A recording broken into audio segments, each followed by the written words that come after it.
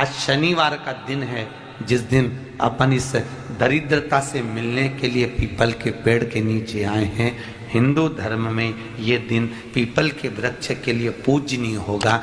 जो भी शनिवार के दिन पीपल के वृक्ष की पूजन करेगा, दूध चढ़ाएगा या मिष्ठान का भोग लगाएगा, लक्ष्मी और नारायण उसके घर में प्रवेश कर जाएगा। लक्ष्मी और नारायण उसके घर में प्रवेश करेगा। इसलिए नियम बनाया। कौन से दिन का? शनिवार। लक्ष्मी जी बोली, नारायण आपने तो एक दिन का वार लिख दिया। शंकर जी ने 7 वार बनाए हैं, रविवार, सोमवार, मंगल, बुध, गुरु, शुक्र और शनि। ये शिव जी ने बनाया। अब एक दिन आपने अपना बना लिया, बाकी के दिन अगर कोई इस पीपल के वृक्ष के नीचे आएगा और यहाँ तो दरिद्रता बैठी है, तो उसका क्या होगा? भगवान नारायण बोले, सुन दरिद्रता, तेरे से एक विनती है, अगर कोई भी मनुष्य इस पीपल के पेड़ के नीचे अगर 7 दिन में आता है और उसके हाथ में अगर कोई सामग्री होती है तो तू उसके घर में प्रवेश नहीं करेगी। नियम में पीपल के वृक्ष का या तो पानी का लोटा लेकर जाओ, कुंकू का चोपड़ा लेकर जाओ, शक्कर लेकर जाओ, या पेड़ के नीचे चींटी को डालने के लिए आटा ले जाओ, पर खाली हाथ पीपल के वृक्ष के नीचे कभी मत जाओ, कभी नहीं जाओ। खाली हाथ जाओगे तो दरिद्रता तुम्हारे घर में प्रवेश करेगी। दरिद्रता उठकर खड़ी होकर बोली, नारायण तुमने अपनी मनमानी करी है, एक दिन मुझे भी मेरा चाहिए। भगवान ने कहा, बोल कौन सा दिन चाहिए? दरिद्रता कहती है, रविवार के दिन इस पीपल के वृक्ष के नीचे मैं दिन भर नृत्य करूं, इसमें रहूं, और जो यहाँ आए रविवार को मैं उसके घर में प्रवेश करूं। भगवान ने कहा, ठीक है।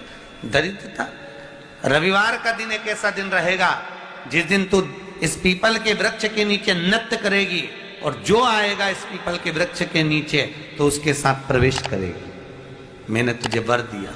इसलिए हमारे यहाँ केवल पीपल का वृक्ष अगर दीवार में भी लग जाता है ना, किसी की फैक्ट्री की दीवार में, किसी के घर की दीवार में पीपल का वृक्ष अगर लग जाता है, पीपल का पौधा लग जाता है, उसको कितना भी तोड़ लो वो वापिस लग जाएगा। फिर तोड़ोगे फिर लग जाएगा।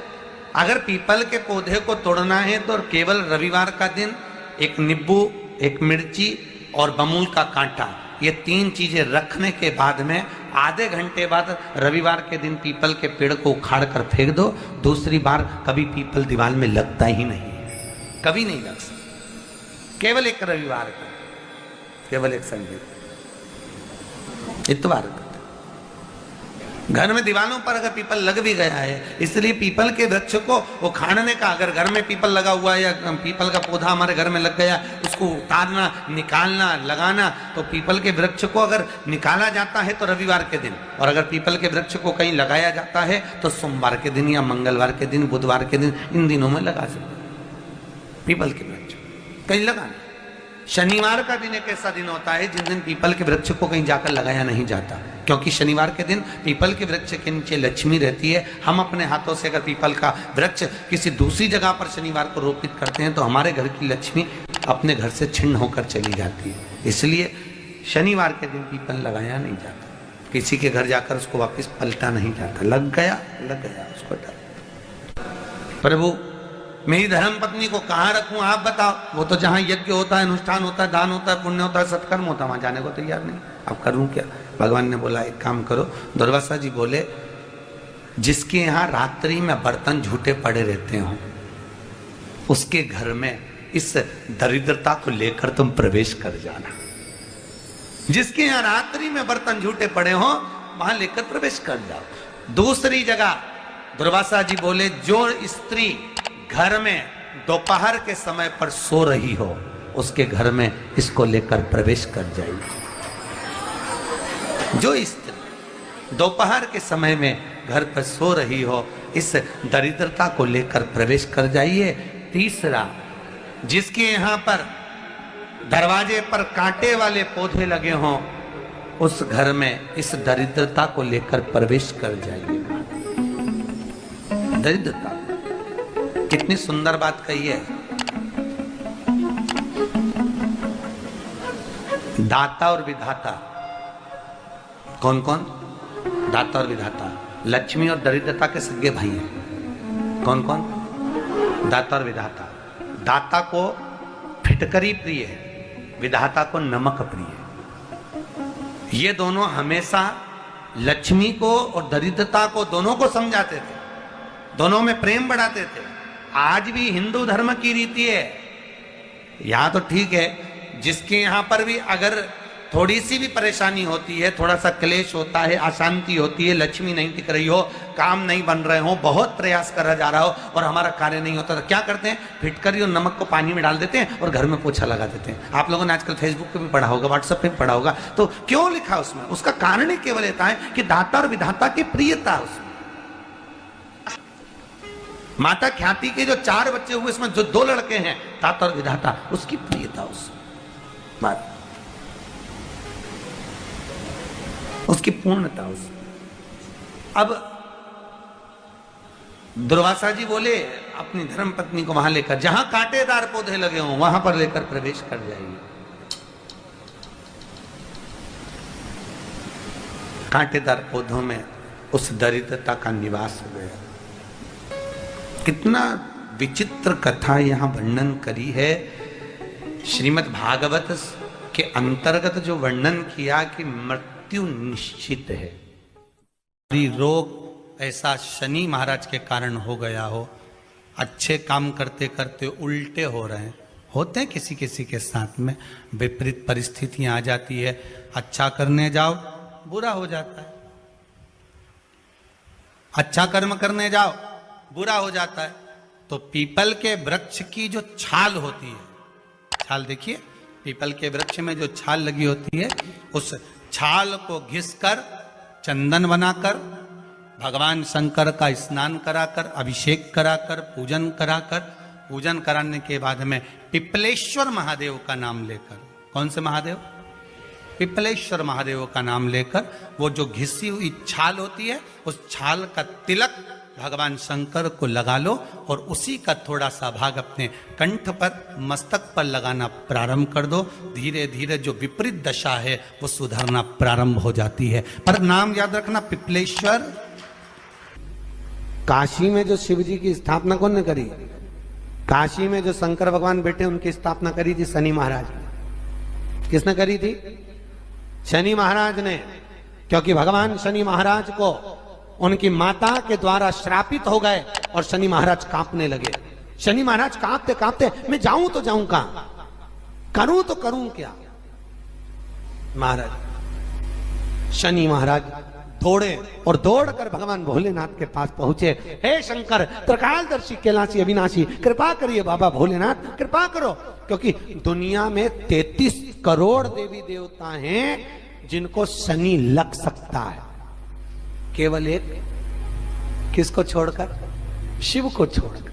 राम जी को शनि लगा तो 14 वर्ष वनवास चले गए। कृष्ण को शनि लगा तो मथुरा छोड़कर द्वारका चले गए।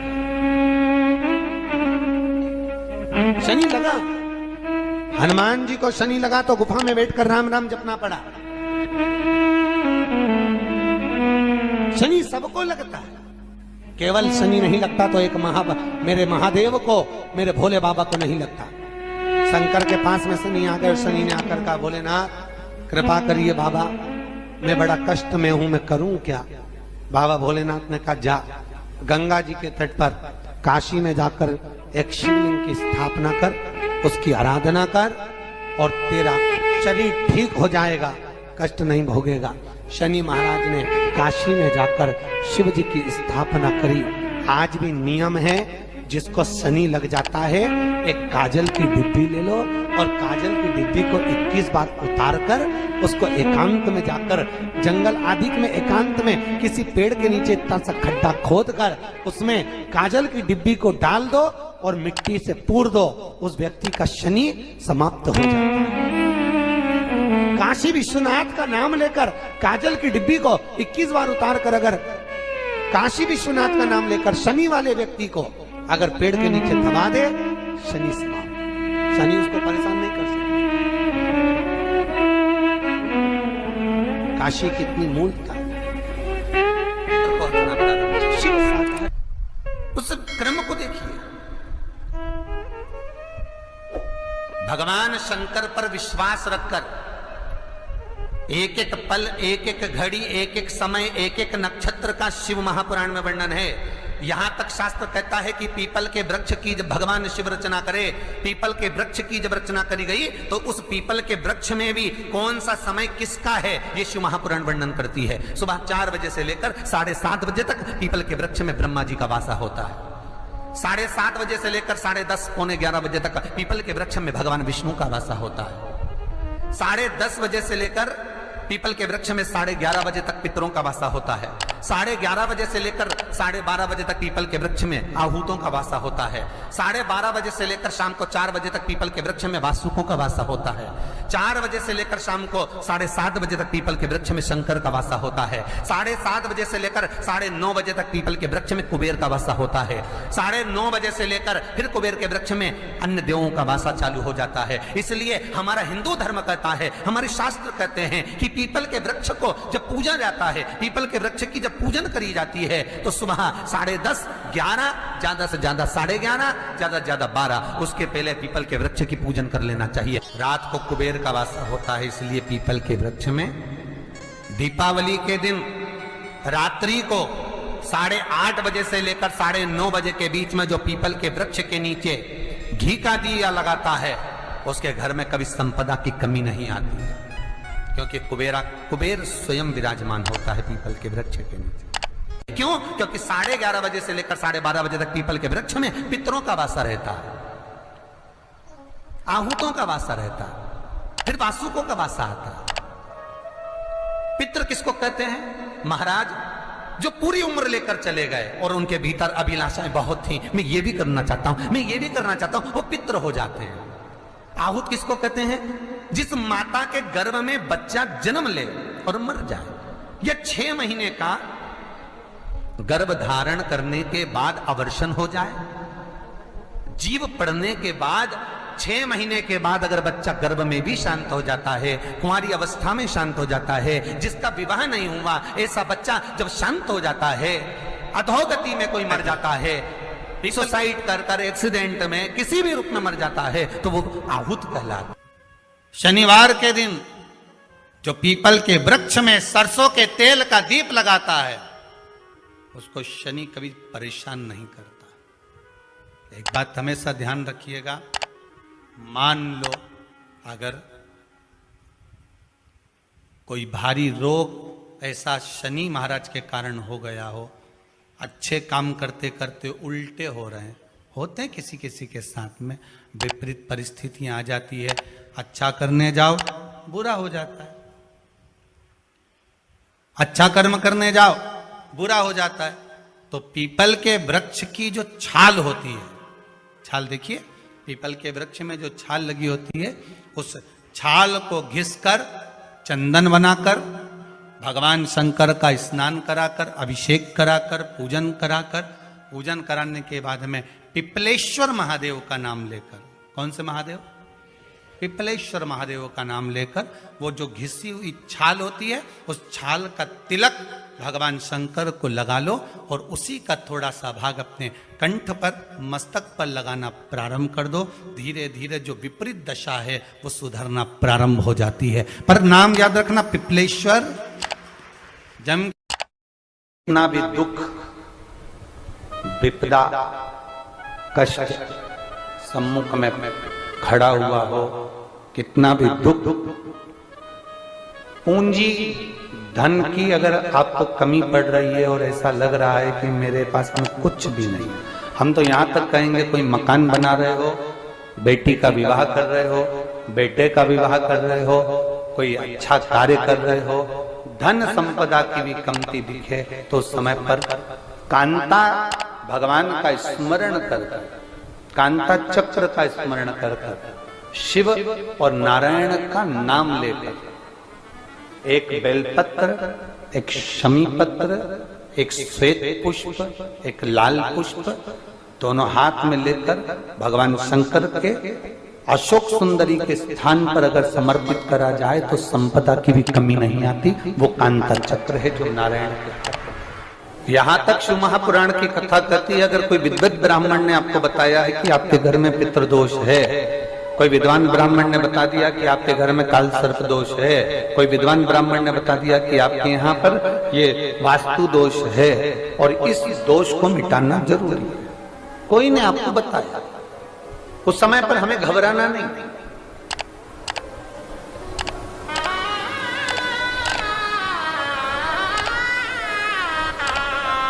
उस समय में घबराने का क्रम नहीं है। कहते हैं पीपल का जो जल झड़ता है पीपल के वृक्ष से, आप लोगों ने कभी देखा है कि नहीं देखा, वो हमको नहीं मालूम।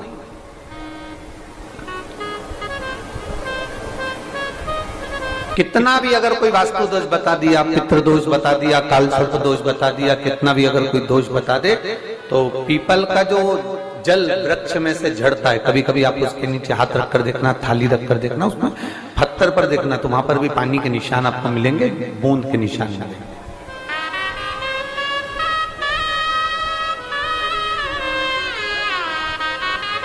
मात्र उस पीपल के वृक्ष के जल की एक बिंदी, एकमात्र बिंदी, शंकर भगवान का जो शिवलिंग है, जलाधारी है, चरण है, गणेश कार्तिकेय का स्थान है, अशोक सुंदरी का स्थान है, और प्रत्येक जलाधारी में से पानी बीच में से आकर नीचे की ओर गिरता है, नीचे की ओर गिरता है।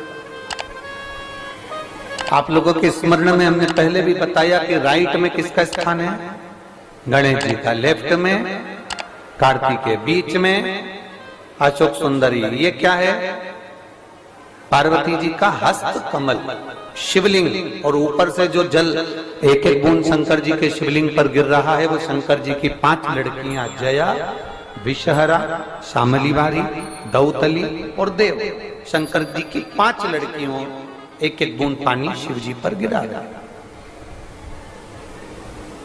जहां जल नीचे गिरता है उस स्थान से जहां तक जल बहकर जा रहा है, उस स्थान तक 33 कोटि देवताओं का स्थान, 33 कोटि देवताओं का स्थान। अब जहां पानी आया, जहां नीचे गिरा, उसके बीच में जो स्थान होता है, आप लोगों ने देखा है कि नहीं देखा? जिनने देखा है जरा हाथ उठाओ। ये पानी जैसे यहां तक आया और यहां के बाद नीचे गिरेगा, तब वो नाली के माध्यम से बाहर जाएगा। तो जितनी दूर यहां से वो नीचे की ओर जो गिर रहा है, यहां से वो नीचे की ओर जो पानी जा रहा है, ये जो स्थान होता है, ये हमारे 3 दोषों को निवारण तुरंत कर देता है। एक हमारा पितृदोष, एक हमारा काल सर्प दोष और एक हमारा वास्तु दोष का निवारण ये तुरंत करता है। और ये तो हमने केवल आपको शिव महापुराण के माध्यम से बताया कि ये 3 दोष का निवारण कर देता है, पर यदि कभी आप ध्यान से लिंग पुराण को पढ़ेंगे, आप यदि लिंग पुराण को पढ़ेंगे और गीता प्रेस गोरखपुर की लिंग पुराण को लाकर यदि आप पढ़ते हैं, या गीता प्रेस गोरखपुर की शिव अंक को भी आप अगर पढ़ेंगे, उसका नंबर हमारे स्मरण में नहीं आ रहा है, शिव अंक को भी अगर आप पढ़ेंगे तो उसमें भी आपको वर्णन मिलेगा कि हम तो केवल 3 दोष का बता रहे हैं, पर हमारे शास्त्र तो यहाँ पर और भी दोषों का वर्णन कर रहे हैं। जैसे किसी ने बता दिया आपको शनि का दोष है, किसी ने बता दिया मंगल का दोष है, किसी ने बता दिया आपको केतु का दोष है, किसी ने बता दिया आपको राहु का दोष है, किसी ने आपको कह दिया कि बृहस्पति का दोष है, किसी ने कह दिया आपको ये वाला दोष है। दुनिया के जितने दोष